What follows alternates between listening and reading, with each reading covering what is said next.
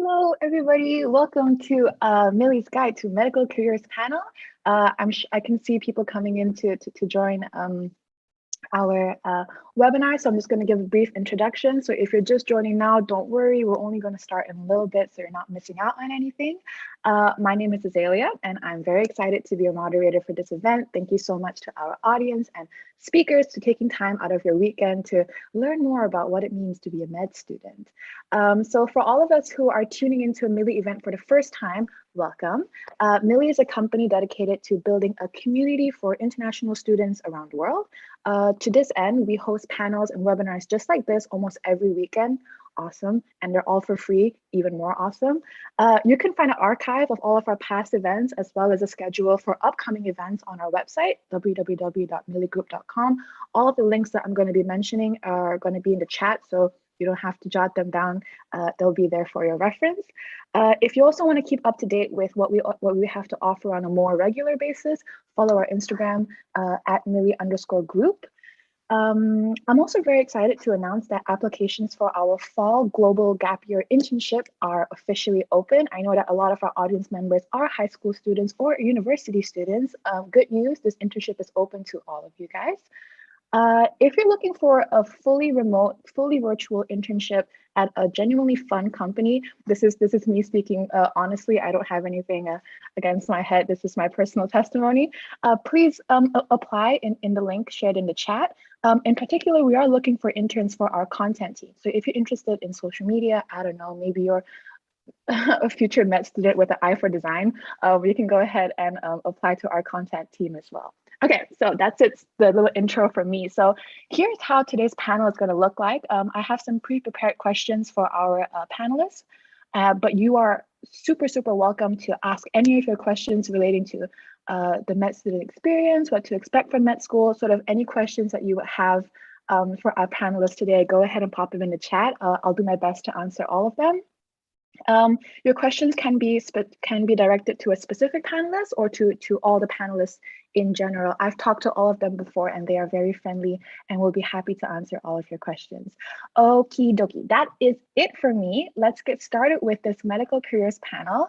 And why don't we start with a round of introductions. Starting with Chloe, could all of our panelists please give us your name, the city you are currently in, and one fun fact about yourself? Hi there, so my name's Chloe. I'm currently in London, studying at King's College, and a fun fact about myself is I grew up abroad for 14 years of my childhood. Hi everyone, my name is Daniel. I'm currently in London as well, like Chloe, and a fun fact about myself is that I've bungee jumped from the second highest bungee in the world. Well, okay. Hi, my name is Aryan. I'm a medical student at Imperial College. Wait, what do I have to say? Just introduce ourselves and a fun fact about ourselves. Yes, and where you're currently located. Oh yes, I am normally in London, but I'm currently in Hamburg, Germany for 4 weeks. And a fun fact about myself, I didn't prepare one. Normally I'm international amongst the UK audiences, but obviously that can't work here. So I'm going to say I have a Snorlax Pokemon plushie, which you can see in the corner. Yes, that's my fun fact. Wonderful.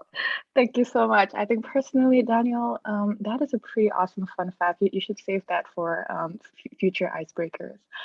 Okay, so as part of another sort of introduction round, I think Aryan gave a hint at his background, but could we also go around the room and sort of maybe explain what your academic background is, as in maybe where you went to high school, which universities you've been to, and also what degrees do you have under your belt or are currently pursuing? Chloe, go ahead. As I've said before, the majority of my primary and secondary education was abroad. I pursued the IB in Shanghai at the British International School in Puxi. I then went on to do my biomedical science degree, Bachelor of Science degree at the University of Sheffield. And I'm currently pursuing my Bachelor of Medicine and Bachelor of Surgery at King's College, London. So yeah, I was born in Italy, and then my parents moved to Switzerland when I was about 5. So I went to the International School of Basel for my whole school. And then after I graduated there, I went to the University of Plymouth in the UK, studied biomedical science. And then like Chloe, I'm at King studying medicine now. So I was born in Turkey. I moved to Holland before I was 1 year old. And then that's where I had my primary school. But then for my secondary school, I moved to the International School of Hamburg in Germany, where I did the IB. And I'm a medical student at Imperial College London, where I've done an intercalated year in bioengineering, which was a bachelor.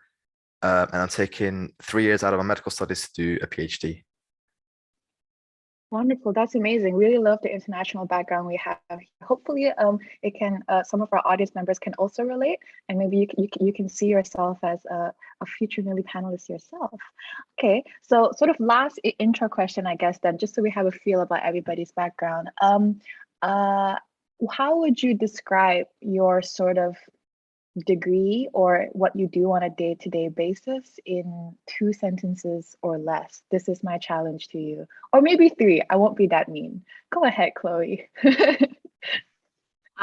So as a medical student, my day-to-day would either be I'm on placement at the hospital or at a general practice, so sort of a general physicians. Otherwise, it would be made up from studying, probably going out and socializing because that's important. And yeah, just spending time doing my hobbies.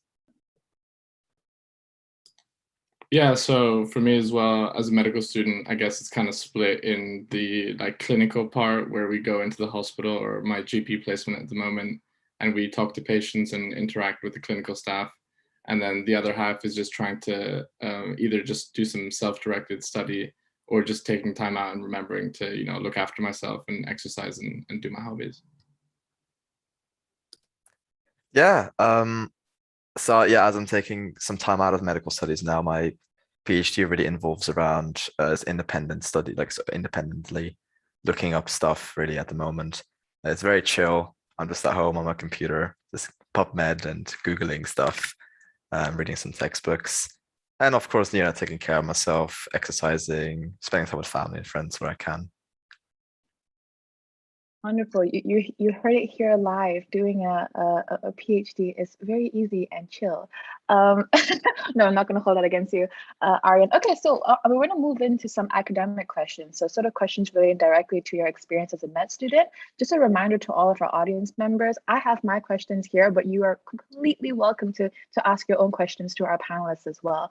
I think a first question that is nice to sort of start off with was, what or who was the biggest influence on you in deciding what to study at university? A lot of our audience members are in their second to last year or last year of high school, maybe thinking about how to choose a degree to apply for. So if any of you guys could just reflect on that and maybe have some advice.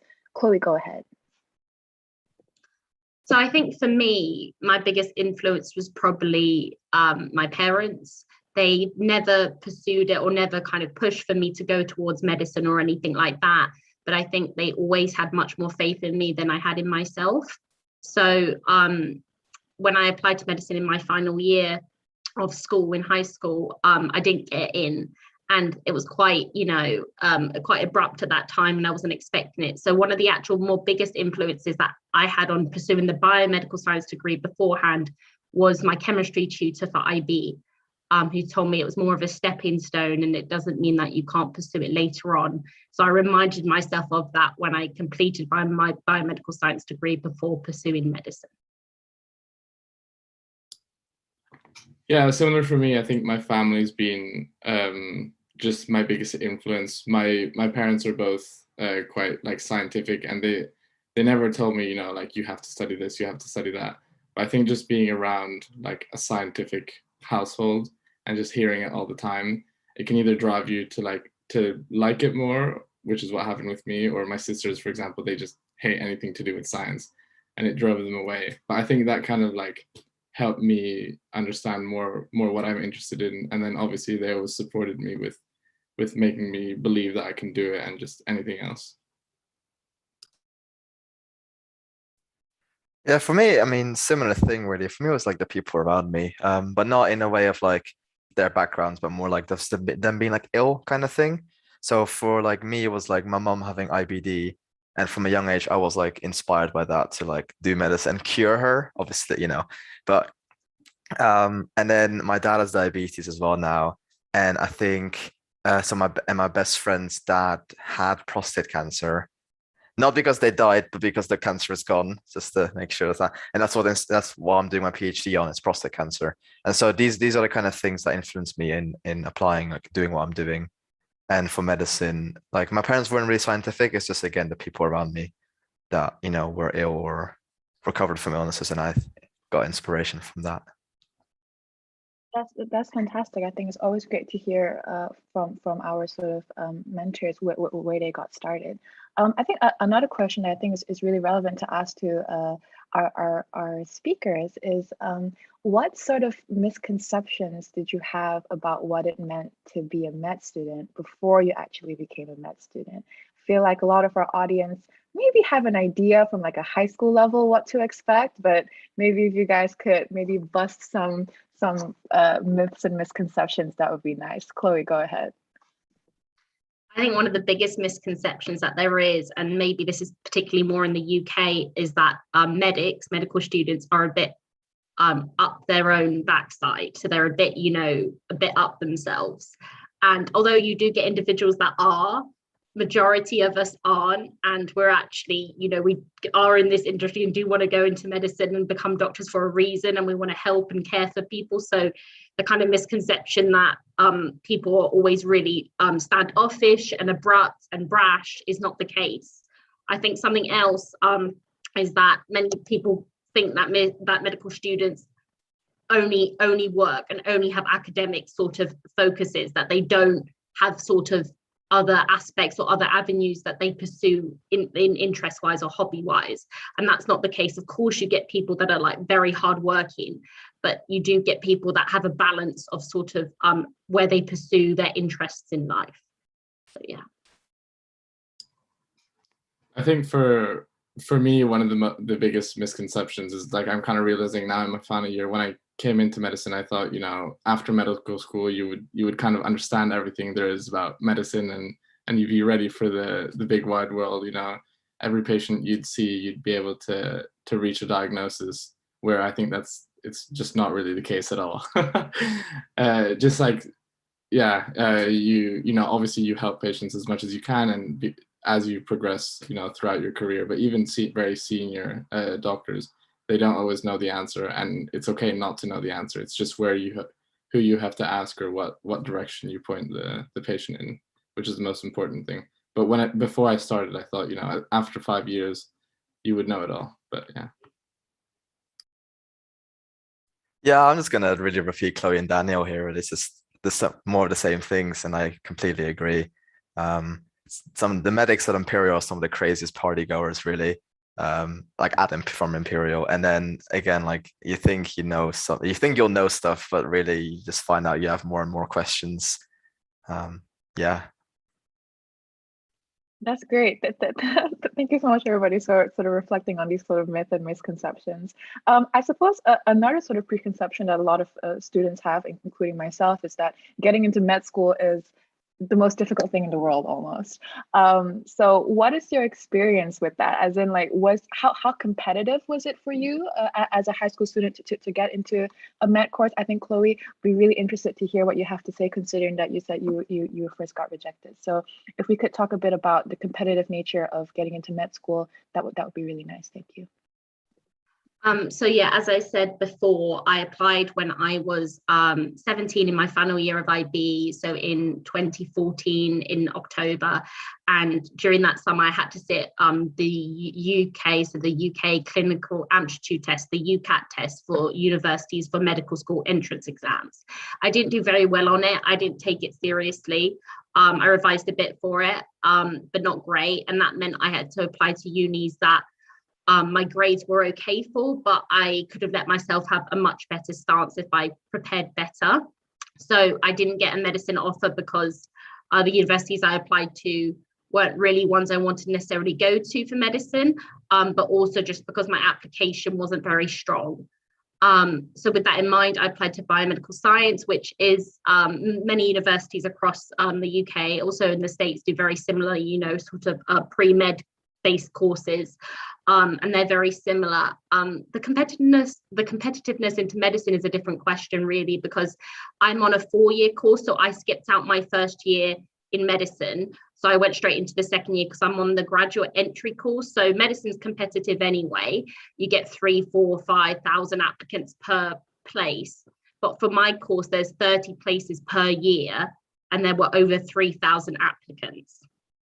So the only reason I applied for graduate is because I'm not in a financial position to do undergraduate medicine, to repeat another degree. So in the UK, that's to do with local funding. International students, I believe it's different, but because I'm a UK citizen and it's my home country, I wasn't in a position to apply to undergraduate medicine, even though there were much better chances of me potentially getting in. So I think mine is maybe a little bit different to the other panelists, but that was kind of my my kind of, you know, route into it and how it happened. So it was competitive. Still don't know how I'm here, and I think people are always surprised by that, but I was never top. I got a 2-1 in my biomedical science degree. I did all right on the UCAT, and I think I just managed to charm my way through the interviews, if I'm honest, because I just don't know. I think Chloe is being very modest. There's a very good reason she's here, and she's very good. We go to uni together, so I can vouch for her. But actually, similar to Chloe, I also applied right after finishing school, and that was back in Switzerland, and I also didn't get in. And I think it's just at the time it was, well, I'll answer the competitiveness later, but at the time, I don't think after finishing school I was just really in a position to be ready to study medicine, and I think I was probably a little bit immature in that sense. So I did the exam kind of half-heartedly and didn't get in as expected. So I did biomedical science, which kind of really let me question myself and whether I really wanted to do it or not. And after that, then I did a more serious application for medicine in the UK after my biomed. And in terms of competitiveness, like I'm not sure about the exact statistics. I did the 5-year degree, so it's a little bit less competitive than Chloe's. But yeah, it is quite competitive. What I would say though is just because there's the competition doesn't mean you shouldn't do it. I would never let, you know, a competition ratio off put me from trying to do something. Because I mean, if you want to do something badly enough, you'll get in, and it's just about how you go around and the people you surround yourself with, and if you have enough support, if you need it to make that application work, or not even necessarily application, but just anything in life, to be honest. Yeah, I mean, yeah, that goes to show how competitive medicine is to get in, really. Imperial was the only offer I got, but like, you know, that's all you need, really. You only need one offer, and that's fine. A lot of people in my year, it's the only offer they got. And a lot of people as well in my year, they didn't get any offers, and they took a gap year, got a bunch of experience, and applied again, and they got an offer. So, and as the other two have already alluded to, you can do other things. You can, you know, if you don't get in, you can do other things that, again, put that stepping stone towards medicine. Yeah, like, and just because, yeah, as Dan already said, you know, if a high competition ratio doesn't mean you shouldn't apply, it just means, you know, someone has to get in, right? So it could definitely be you.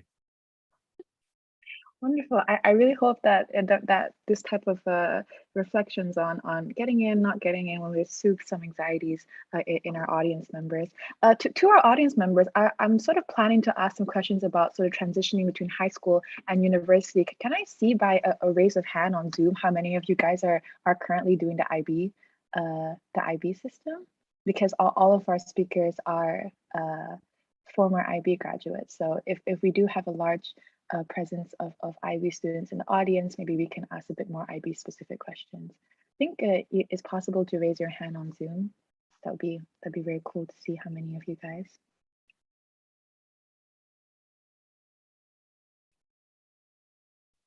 or not. It's okay. We can move on to the sort of transitioning then between high school and university.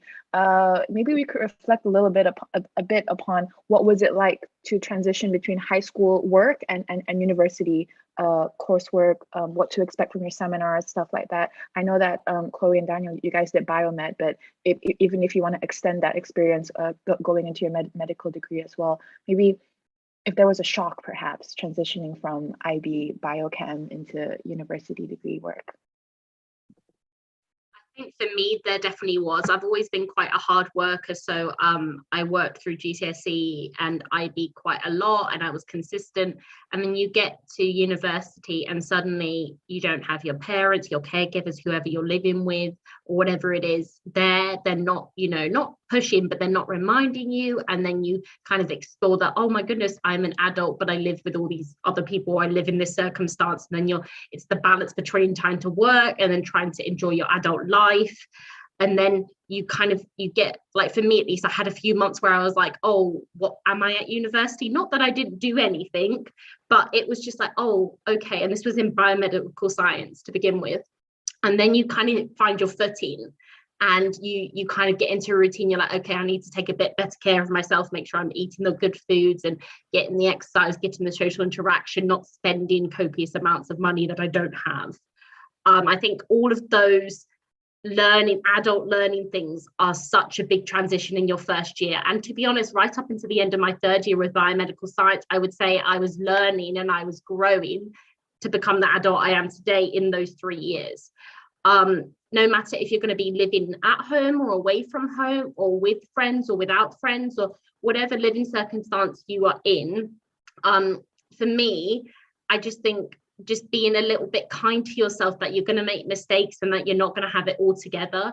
And even if people look like they have it all together, they don't. So I think that would be my major bit of like advice, is just be prepared to learn a lot and just kind of ask questions beforehand. Ask questions that, oh, how do washing machines work? How do you cook your favorite meal? How do you do this? What pots are good?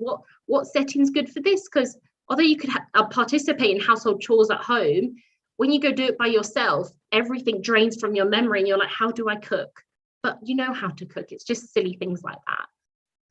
So I would say, yeah, that was the biggest change and transition for me. Whereas going into medicine, I'd done it for a few years. I got the ball rolling. I knew how I had to study and how to get on with but that balance. So I'd say my major learning came from the first transition into biomedical science. Yeah, for me too. I think at school, I mean, I don't know what everybody else's school is like, but my school was very like supportive, and they like really they kind of threw everything at you to try like make you succeed, and they would organize other things just to help you out. And I have to admit, I wasn't the most engaged in those, and I probably should have engaged more, which is probably also why I didn't get into medicine the first time. And then you get to university for my biomed, I got there, and there was a little bit of support, but there's 20,000 other students. They're not going to put the same level of effort into you. So I think I really had to learn.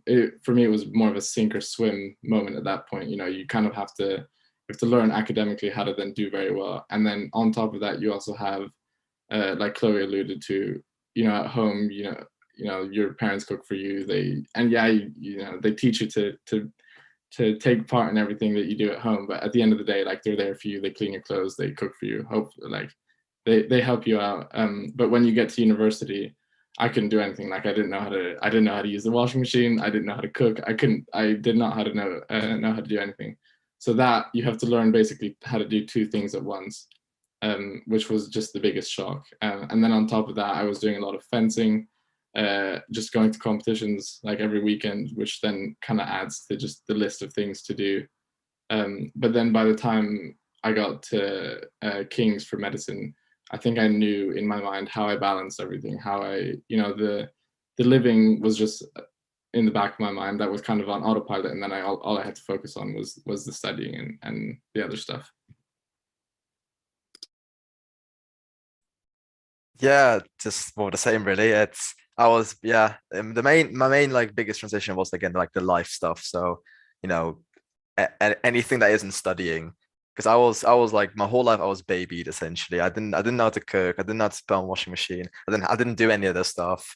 And that, not many people relate to that because many people will have to have like, contribute to the chores and stuff, whereas I didn't. And then to then have to do that on my own at uni, it's like first world problems. But it was quite hard because then while full-time studying, I had to then do all of those things as well, while trying to make new friends and things like that. So that was probably the biggest transition for me. Wonderful. I think that takeaway, please learn how to use a washing machine before you go off to uni. I also suffered. So please, if there's one thing you have to take away from the panel, learn how to use a washing machine. We have our first question, by the way, from Sarah. Thank you so much, Sarah. You're my favorite audience member right now. She asks, because we have two panelists who did biomed, maybe you guys could reflect a bit upon the difference between the two majors, as in between biomedical science and medicine. Yeah, just in case there's somebody who's following the same path as you, or somebody who's trying to decide between the two majors. Go ahead and start us off, Chloe. So biomedical science, at least in the UK, it's very cellular based. So you will do a lot of things based on the cell itself in terms of the human cell. So you'll do a lot of the physiology, the biochemistry within the cell to cell interactions. My course at Sheffield did a bit of anatomy, which was great. And then I took up a module of tissue bioengineering in my last year, but it's a lot more of the science-based side. You could do the odd organ system module like the brain or the kidney or the heart. However, it was a lot more on the small level of the cell. Whereas medicine is obviously you learn about organ systems, you learn about manifestation of disease and how that is. Whereas when you do biomed, you're learning, okay, are there any gene alterations that occur because of this that manifest itself as a disease, or are there any protein changes that occur? So I would say like biomed is much more on the smaller scale, whereas medicine, it kind of brings it into perspective and what you can see physically in front of you. So I would say that would be the major difference I personally noted. Yeah, for me too. I think and I think there's different courses that do biomed in the UK very differently. Some of my friends, I think, I don't know exactly what universities they did their biomed at, but it was very clinical. So they had a lot of shared lectures with medics and dentists. So the first thing I guess I'd say is to just, if you're gonna do biomed and you're more interested in the clinical part, just ask the university like how the biomed is split up. If it's a lot more clinical or a lot more biochemical, because mine was very, very biochemical, and a bit like Chloe, like we had to learn some random receptors and very random like cascades that now I've just completely forgotten. But there was no clinical part, and there was no patient interaction, and there was none of that. So in terms of how it was different to medicine, I guess medicine, you learn to recognize symptoms and all that, and you learn how to talk to patients, and it's just like Chloe said, the bigger picture, whereas biomed was just a very small, inside the cell, what receptor gets activated, what doesn't, and why. Awesome. Thank you so much, Chloe and Daniel, for reflecting upon the differences. I kind of want to circle back to something that Chloe mentioned just now about charming her way through the interview process. I know that for a lot of potential med school applicants, the interview can be quite a nerve-wracking part of the process. So if our panelists could give maybe one thing that they wish they did and one thing that they wish they didn't do about their interview process, that would be really helpful, I think. Chloe, start us off. Okay. I think interviews are difficult, and I think of course you'll be nervous. If you're not nervous, you're either very well prepared or you're faking it, which, as they say, fake it till you make it. I think for me, one of the things I did positively is I practiced with other students, colleagues, my parents, my siblings, and I practiced and went through all the kind of questions that they could come up. So why medicine? Why are you passionate about this, that, and the other? And, kind of preparing the stations that they could ask you. One thing I didn't do, though, is I'm an emotional person anyway. When I mean that, I get quite emotive and I get quite vulnerable. I don't mind sharing sort of my difficulties that I've had, or sort of my feelings and thoughts towards things. And although I did get in, I was very vulnerable in one station and I did cry. And I don't want to say that that was a yes or a no and got me in or not, because it's overall the performance in the interview. But if there's a particular thing that you want to talk about and you're trying not to not be professional, I would just say let yourself be vulnerable, because I think especially some of the interviewers and the moderators within the kind of interview kind of process, they'd much rather show you'll be vulnerable instead of a robot that can just ask questions and just answer them. So I wouldn't say like force yourself to cry, but I would just say bear in mind that it's okay if you do. But I would say that's maybe one thing I would change, just because I feel like it probably wasn't necessary, but it just happened in the moment. So yeah.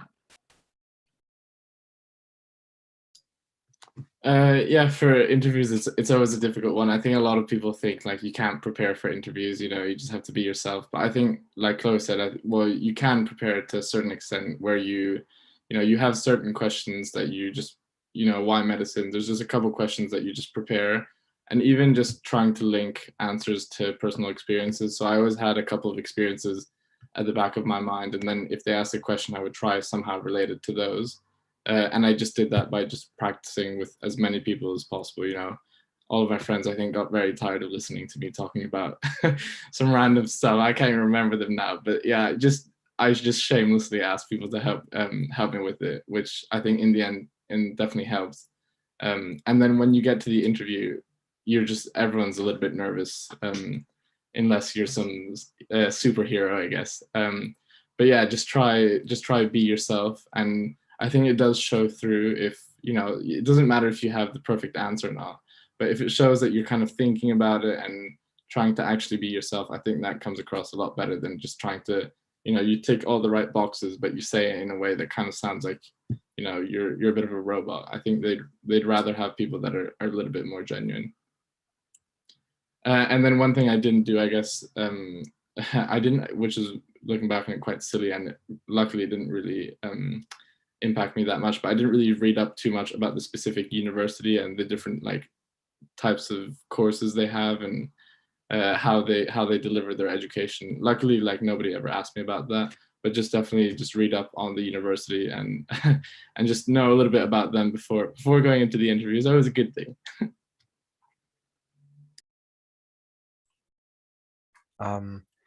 Yeah, like be genuine, be sincere, be yourself, kind of thing. Don't be a robot. I think a few things you can do, which isn't necessarily being a robot, but like prepare, is that like the very obvious questions that are like definitely asked, the very common ones, like why did you do medicine, or an example of being give an example of when you were a good leader, things like that. You can definitely like prepare for and kind of think of a structure and present it in a structure and try to do that. That would be really good. Because that's something I didn't do, and that like being at uni I've learned to do. So those are definitely things you can do. And yeah, don't be afraid of showing your nervousness, like, or nerves, I guess, because being like they understand you're nervous. They know you're nervous, and if you show it, that's fine. If you don't show it, that's also fine. In my interview I had like, I think there was one question I just didn't like know like an answer to immediately, and I just just sat there quietly, like thinking. I just sat there quiet, like I was just like taken aback for like 2 whole minutes until like someone just offered like, "Do you want a glass of water?" And I was like, "Yes, please." So like it's absolutely fine to be nervous, and yeah, and yeah, regarding look up the uni, look up especially like the student life, like what kind of societies and stuff they have, so you can say like, "Oh, I'm gonna be doing this. I'm not just a student who studies 24/7. I have like a life." So you can say that as well. Wonderful. Always nice to have a life. We have some more questions coming in from our audience. This makes me so happy. Amy, you asked, what is the hardest part of studying medicine? And I also want to balance that, my personal question, what was the favorite part of studying medicine? So it's not all doom and gloom studying medicine. Chloe, if you want to start us off, please. I feel like the other guys will agree, it's the sheer volume. It's the sheer volume of information.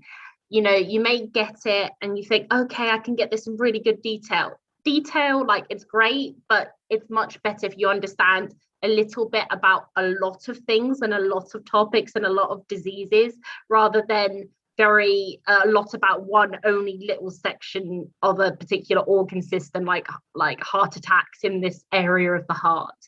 I would say it is the sheer volume that's the hardest.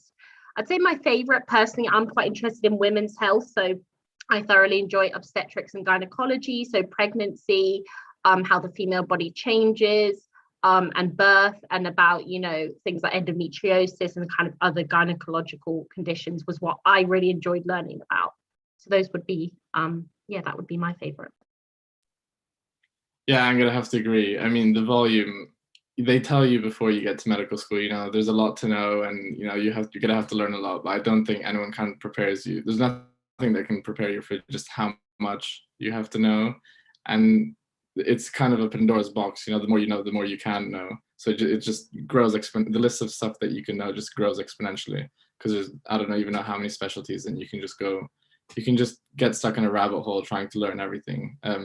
So just trying to remember just to know the basics very well, and then everything on top of that, you know, obviously very good to know, but don't like go drive yourself crazy to learn everything about every single specialty, because it's just impossible. And my favorite part, I'm quite interested in emergency medicine and anesthetics, and I guess the part of that which I like is just how you can change something quite quickly and you see the effect pretty much instantly. So, you know, if someone's having a heart attack, you can give them some drugs, or you can put them in the cath lab, and then you can kind of solve that relatively quickly. You know, and you just see a patient or someone in front of you going from very, very vulnerable and in a very dangerous situation to, you know, an hour, 2 hours, or a couple of days later, just running around and well, maybe not running around, but doing a lot better. Yeah, I mean, hardest part of medicine is definitely got to be, I agree with that. I think the main thing you got to do is try to understand the main concepts, because then you can apply them and how they will work in detail. You don't have to memorize them many details. Just understand the concepts, and then you can work out the rest instead of trying to memorize like 15 300-page textbooks. Or and then my favorite part has been like kind of like research and experimental research of it. Like in my BSc, which is bioengineering, we kind of did like some experimental research, which was making a smart catheter, and being able to apply that like experimental research to medicine has been really good, has been really fun. And now that's what I'm doing, like what I'm doing now. So I think experimental research has been my favorite part. Wonderful. That's great to hear that despite the difficulties of a med degree, there are still some things that you can enjoy. We have another question here from Mackenzie. So Mackenzie asks, why did you choose biomed science instead of general science chem bio? So, but I kind of want to extend this to Aryan as well. You know, we still love you even though you didn't study biomed. You can answer that for your bioengineering question, or perhaps in general more about how did you come to choose what degree you wanted to go in, because you know a lot of high school students might have general interest in biochem, med, stuff like that, but there's so many degrees that they can apply to. If we could have some reflection on that, Chloe, if you could start us off, please. So I didn't do chemistry because I didn't enjoy chemistry. I had to do it at IB, but as much as I thoroughly respect people who pursue chemistry and, you know, chemical engineers and all of that, not my cup of tea. I enjoyed biology, and that's the reason why I wanted to go for it. However, because I wanted to pursue medicine afterwards, one of the kind of transition courses you can get into medicine as a graduate is biomedical science. So for me, it was more of okay, this is a stepping stone, let me look at these courses. But also generally biomedical science will have an element of human biology in it, whereas when you do, for example, in the UK, and this does vary uni to uni, biology tends to be a lot of plants, a lot of animals, animal kingdoms. And although I had some of that in my biomedical science degree, it was much more based on the human body, and sort of they did use, you know, rats and mice and fish and all of that to learn genetics sort of them and how that relates to humans, but it was generally more human based, the biomedical science. That's why I chose it.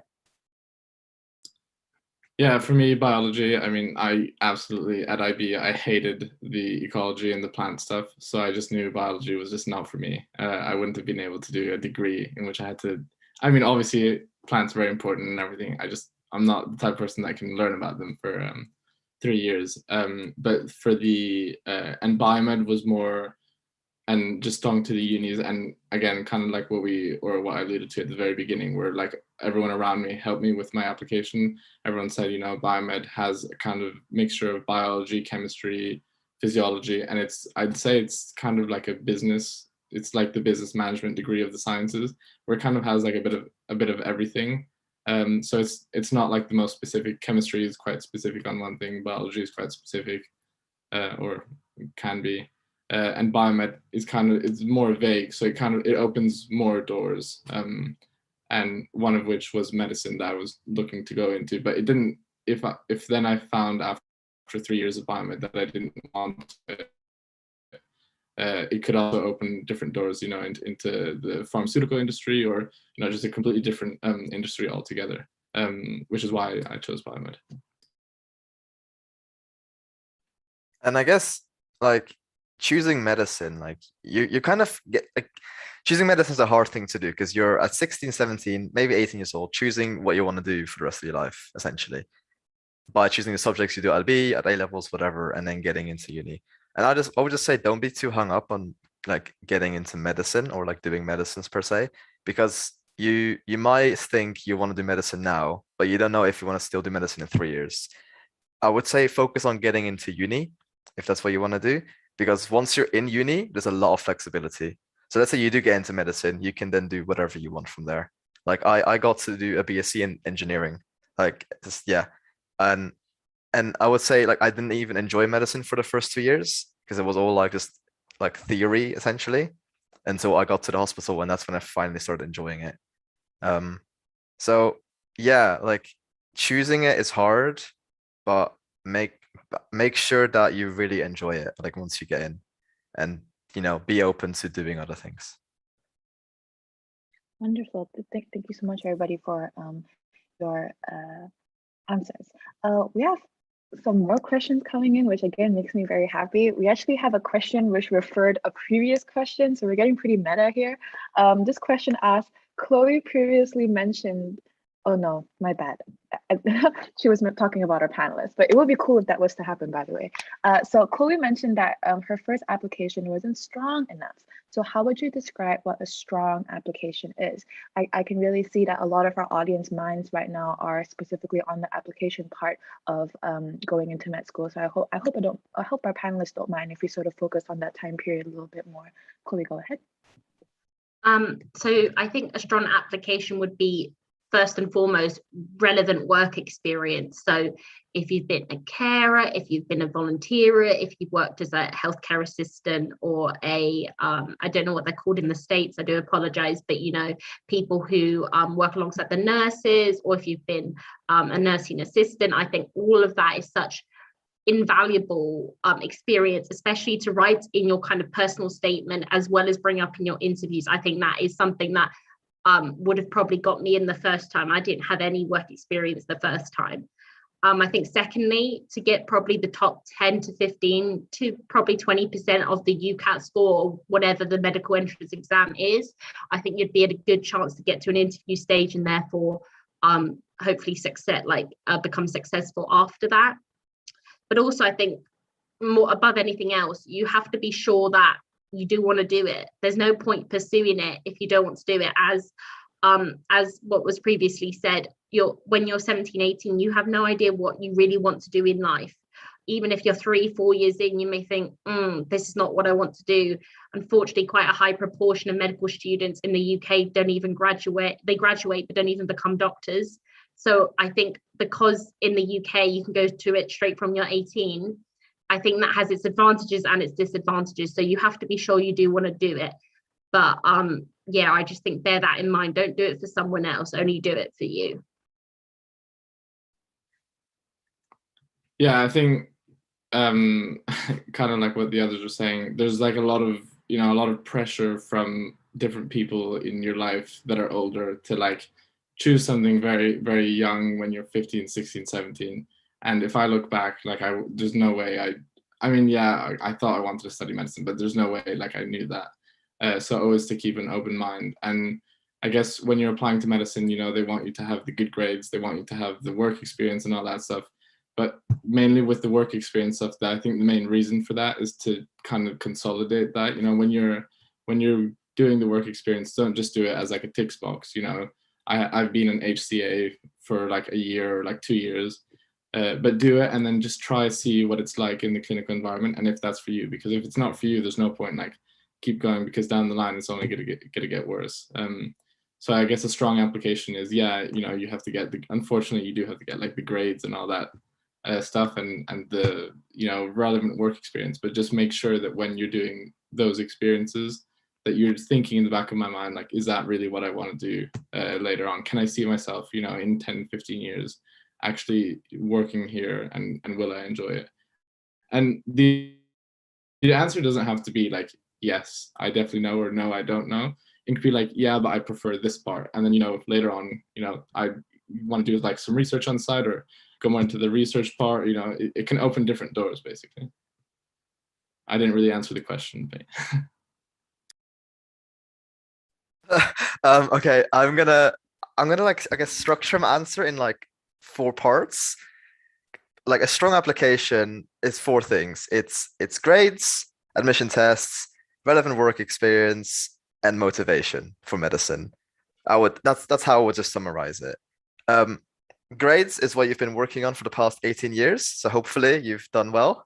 Admissions test, that's, I think, soon, or you've had to do just now, or to find out what it is. There's BMAT, there's UK CAT for UK universities. I had to do both because of the unis I applied to. I don't know what it is for UK CAT, but for BMAT, Imperial just used like a cutoff. So they said everyone below this doesn't go to the interview stage.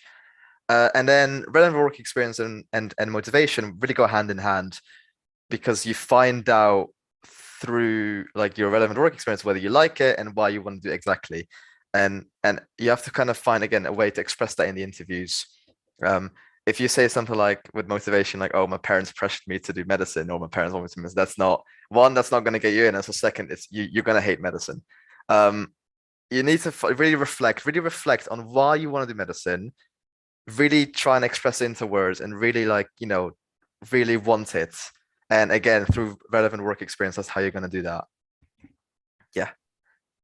Wonderful. Thank you so much, Aaron, for that four-part structure. If let's all remember that, and also remember how to work a washing machine if you have to take that away from our panel today. So we have 2 questions here from Mackenzie and Sarah. I kind of want to combine the 2 because I feel like we're in a very privileged position that all of our speakers at this panel didn't go straight into med. They kind of sort of took a little bit of a way to get into medicine. And I think that's so valuable to sort of emphasize to our audience that there isn't just one way to med school. So my question, if I could just sort of make a Frankenstein question from Mackenzie's and Sarah's question, is, you know, how do you feel your path going into med school, did that make you a better candidate? Do you think that's going to make you a better sort of med student in general? I don't know. It might seem a bit funny to reflect upon how good you are as a med student, but if you could just talk a bit about how you feel like your journey from high school to your med degree, maybe it wasn't a one-way shot, took some detours. How was the journey? Chloe, go ahead. I think having done biomedical science beforehand, or having done another degree beforehand, actually has made me a better person and a better future doctor because of it. I think I did a hell of a lot of learning about myself in the first 3 years that I've had to grapple with and come to terms with. And medicine loves reflection, so you have to be comfortable with reflecting within yourself. So I think it's definitely made me a better person and a better future doctor. So even if it's a bit twisty and winding, you have doubts, I think if you are honest with yourself, that's the best thing you can do. And if you are honest with yourself and you think, no, I have doubts here, trust your gut. Don't pursue something if you don't have your whole heart, or at least you don't have a good feeling about it. You know, sometimes you might not feel 100% like you want to, or 100% you don't, but you have to trust your instincts when you do have one that's kind of glaringly obvious. Yeah, I think my past has definitely like shaped me or helped me to become a better med student and doctor. You know, everything you've experienced so far kind of is you're now like the best version of yourself type thing. Everything you've done, and in good things and bad things, like every victory and every failure. I'm sounding very philosophical now, but it kind of shapes you, and it's important to look back on it. And when you do something well, to, to recognize and this is something I guess I've struggled with and other people struggle with. To even when you do something well, to like recognize that and keep that part. And when you do something that's not so good, or that like failed in parentheses, applying to medicine the first time and failing, obviously that's really bad. But then if you reflect on it and see, you think about it and what did you do well, what did you not do so well, and you just keep the small things to just keep improving. And I guess yeah, just remember that even if something went bad, it's not the end of the world. You can always turn around, and there's always something else that you can do from it. Yeah, reflection all day, every day. And yeah, because that's what really makes you then enjoy medicine as well. If you enjoy it, if you can see yourself doing it, you'll be a good medical student. How you got there doesn't, at the end of the day, doesn't matter. Like it's, if you got there, through whatever path, like no one, once you're a medical student, once you're at the uni, no one is gonna like ask you how you got there, really. No one cares about what grade you got in high school. No one cares about like, I don't know how many rejections you got. You're all at the same level. You're all in the same boat at that point. You're all receiving the same lectures, going through the same exams. It's and seeing, yeah, and then yeah, it's you're all in the same boat, and it's a good time, but it's a hard time. I don't know. Yeah, I don't know where I'm going with this anymore, but yeah. That's fine. I love it when our panelists get philosophical. It's always a good time for me. Okay, so we're sort of winding down to the end of our panel. One question that I really love to ask all of my panelists, regardless of what career path or topic that we're talking about, is what do you think are the most sort of important characteristics that a successful med student will have? I mean, I don't know, friendly, reflective, knows how to use a washing machine. Completely up to you where you want to go with that. Obviously, not to tell our audience that you have to change your entire personality, but if there is something that you think makes the difference between a great med student and a okay med student. Not to say okay med students are bad, but you know what I mean. Go ahead, Chloe. Yeah, I know exactly what you mean. I think I'll probably say 3, just so it's a round number. I think that probably firstly it's important for you to be honest, and that's about to be honest with yourself when you have doubts, to be honest with your peers and your supervisors and colleagues when you make mistakes, and to be just honest about honesty, like having honesty with your patients and things like that. So I think being honest and being integral to that honesty is very important. I think secondly, it's to be open and to be willing to learn things that you may not know, and to learn sort of techniques to change the way you've been learning. I think sometimes some people get quite stuck in their ways with things, and you may find, for example, my revision that worked in biomed didn't work in med school. So you have to be open to kind of those changes. And I'd say thirdly, you do have to like people, unfortunately. So although you may be interested in surgery, or as Dan said, interested in anesthetics, so you're with the patient for a few minutes before you put them to sleep under anesthesia, you do have to like people to some extent, because at the end of the day, you're caring for patients. And if you don't like people, then it probably shouldn't be the career you're pursuing. Yeah, I think obviously I agree with everything Chloe said. And then also I think one of the most important things is just to be like a friendly, approachable person. That's not to say like everyone just go out and just be the nicest person to everyone you see on the street, but just when you're working with people, and it kind of helps every other aspect of medicine, because then it's impossible to know everything, and you're gonna at some points you're gonna have to rely on colleagues. You're gonna have to rely on patients. You're gonna have to rely on a lot of different people to help you and dig you out of a hole that you might have dug yourself into. So the friendlier you are and the more approachable you are, the more that other people will help you and the more people will come to you for advice, and then you just form a big community to help each other, which is I guess ideally is what it should be. It's not always like that, obviously, because not everybody is friendly and approachable.